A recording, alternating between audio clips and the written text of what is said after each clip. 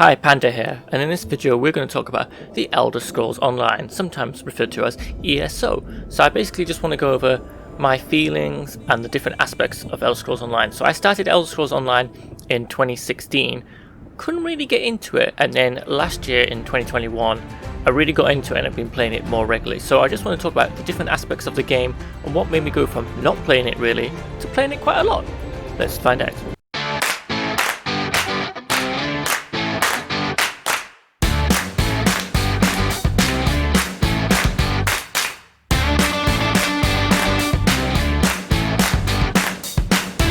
So ESO is a MMORPG. Now it's got quite an action combat compared to most MMOs that I've played. You still got a hotbar with your different abilities, but you're kind of running around, slashing with your swords or using your magic, the type of thing you expect from a fantasy setting. So the combat is good, and I think the action paced is better. This works very well for solo or group play. The game also has PvP and PvE. We're going to talk about PvE first. So PvE consists of quests, dungeons, delves, the overworld. So there's different types. So the quest is basically like, hey, go and talk to so-and-so. They'll give you a story quest. You go here, do this and that. And the story here is quite heavy on lore and talking. There's a lot of talking. When you give them to a character, there's a lot of talking, but it is paced quite well, and I find most of the stories quite interesting. Now, there is a main campaign story for the base game, but there are also stories for each zone. So I'd recommend you just do the base campaign story first, just so you get the hang of everything and you've leveled up a bit higher then, and then go on and do the zones. Now, you can buy what's called chapters, and these are like new zones with whole new stories. There are zone stories DLC as well, but they don't include quite as much. So definitely worth doing those. The beauty of Elder Scrolls Online, which is also its downside, you can do this in any order that you want. The stories aren't in a particular order, so I could do the newest chapter that came out, then go back and do a really old one. So it's kind of whatever takes your fancy, which is kind of good if you're more into like, oh, I want to know more about the Argonians or the Dwarves or something. Do you mean you can choose which one? If I get any names of the races wrong, I do apologise. Also, there are dungeons. Now, dungeons can even be done through matchmaking and done with random people, or they're like public dungeons that you can just run into and there might be other people there doing it at the same time. There's the same for delves. Delves are kind of like dungeons that you can do by yourself and you don't really need a group. So there's quite a bit here to do by yourself. Now, I kind of wish there was matchmaking a bit more often for other things, like Trials is like a 12-player dungeon, but there's no matchmaking. And now I found it a little bit tricky trying to find a guild that does Trials, especially at a suitable time as well. So keep that in mind. If you can have a big, large group of friends you play with, that's good. Finding guilds is tricky though. Now, I've been in a couple of guilds. There's some guilds are fantastic. Some of the ones I'm in, I absolutely love.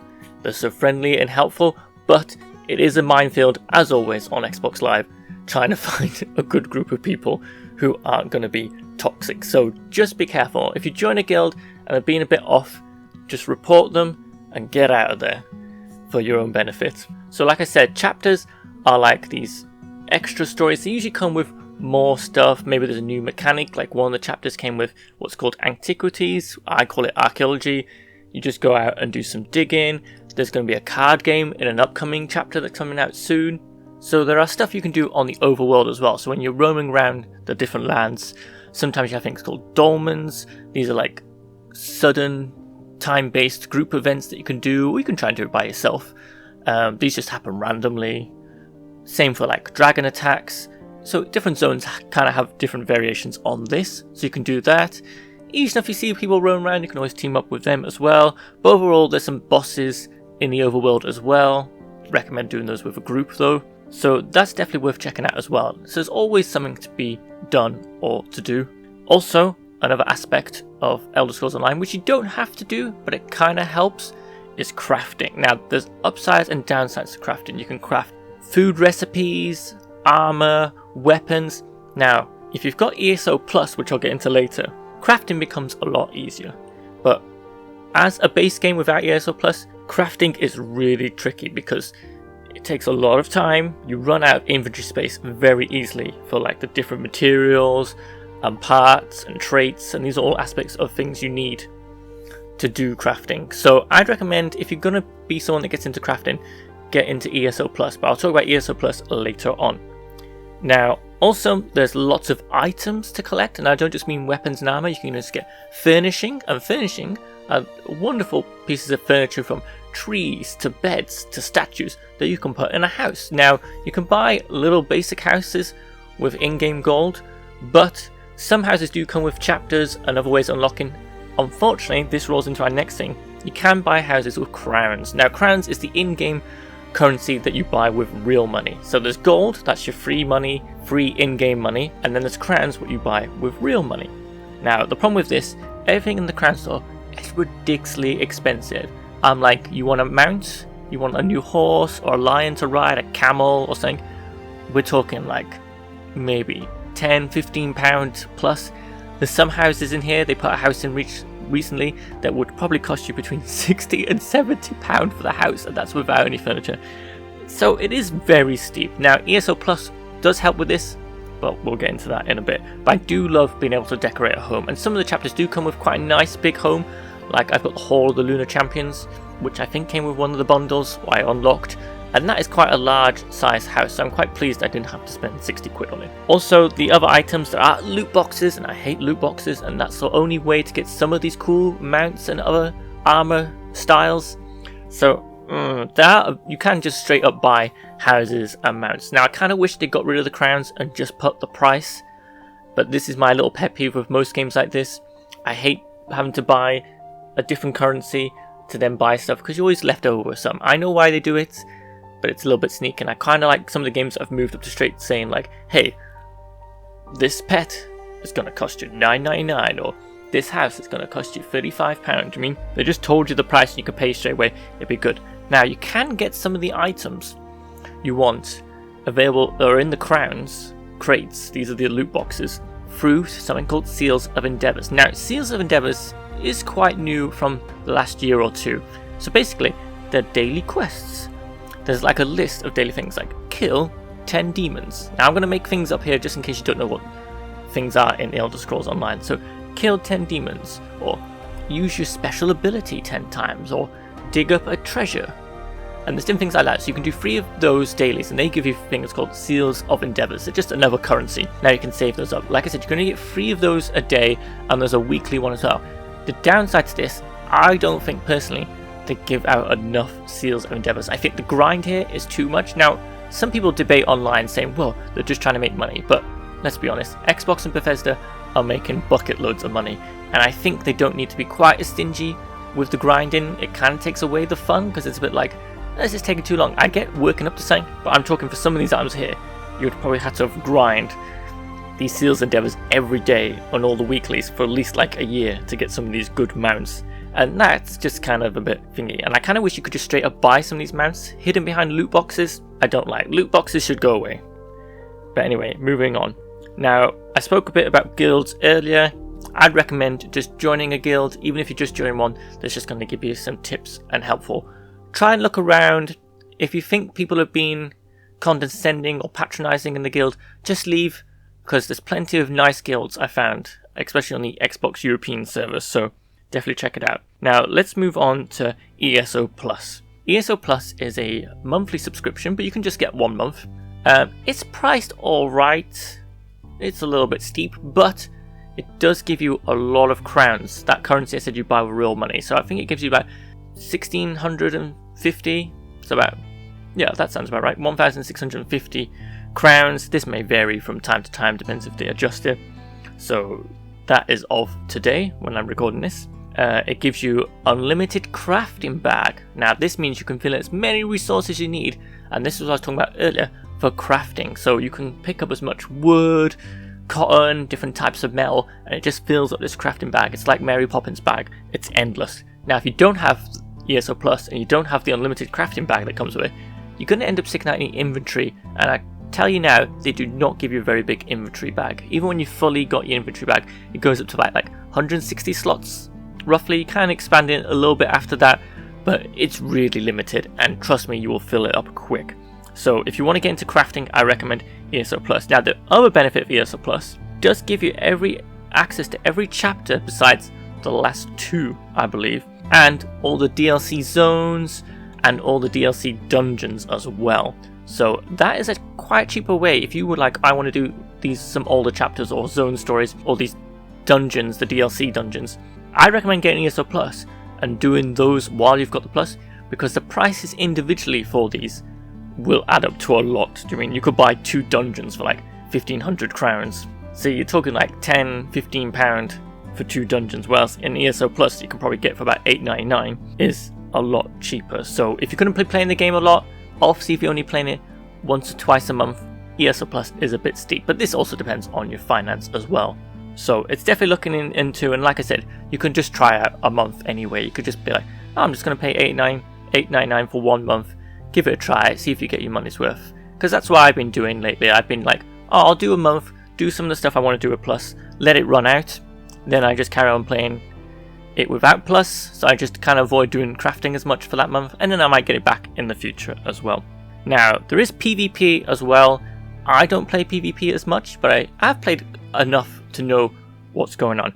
The downsides of PvP, players always moan that the PvP servers are terrible. Now, I haven't noticed too much, so this might depend on where you're going in. So PvP, you can do Battlegrounds, which is 4 versus 4 versus 4.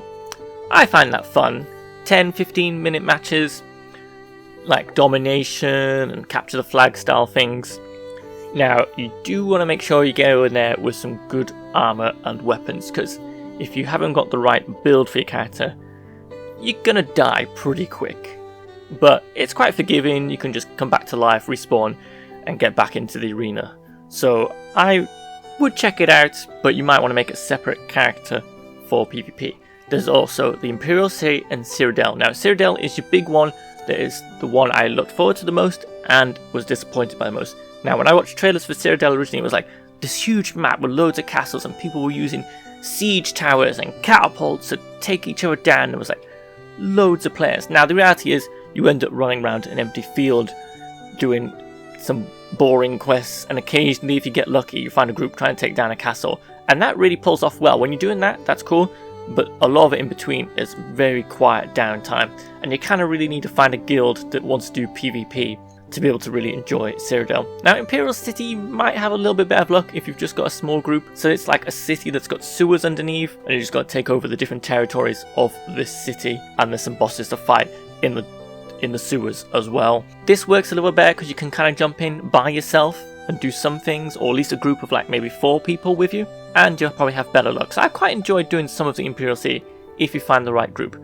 The sewers are a confusing mess, so I recommend you find someone in your guild that is like a good navigator and understands that layout well, so you'll be in for a good time there. I just wish they improved Cyrodiil a little bit better. That's my only thing, and they haven't really changed enough in my opinion that I've seen, so it's kind of just the same map. So I think some more focus, or maybe some better matchmaking for like castle takeovers would be my preference. Now, obviously depends on who you're playing with. If you've got a large group, say there's 12 of you roaming around or something, maybe it is fun to take over castles then. Maybe you won't have this issue, but it doesn't really do well if you just jumped in and you're roaming about. So if you're playing this game just for PvP, just be warned, it's not its particularly strong point.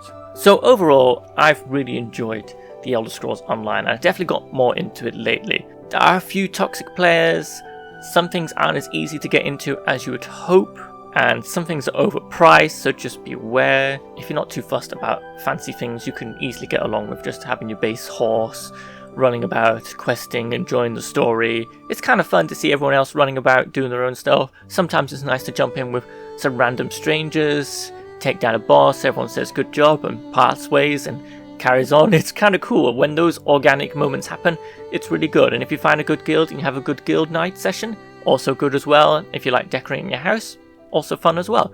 And there's lots of things going on here. Like you said, you could get into really doing the archaeology things, the antiquities, doing like the small puzzle games and exploring the land, digging up the dig site, finding these artifacts. Sometimes it's furniture for your house or treasure and selling the treasure. The card game that's coming up soon in 2022 looks exciting. The areas of the world are very diverse. There's snowy ranges, deserts.